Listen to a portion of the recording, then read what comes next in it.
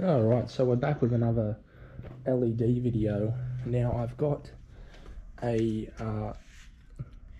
really old LED strip which came from the bottom of a trash picked like razor scooter, but obviously it wasn't a razor scooter. It was like a generic knockoff brand, but it had a switch and some lights underneath it that had been obviously factory installed. It was just you know, for the kid, you know, a little bit of fun. So I've wired it up to a little 12 volt power adapter, and I'm gonna plug it in and just see how we go here.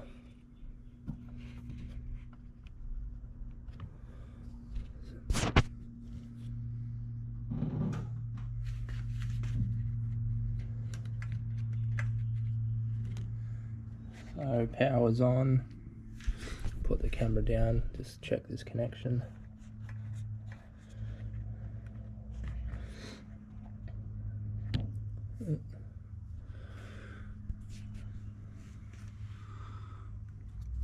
So there seems to be one that's burnt out. The blue one is faded and dull, but the other three seem to be okay. Now I have no idea about if this was waterlogged. It seemed, even when it was in the plastic case, it seemed super dirty.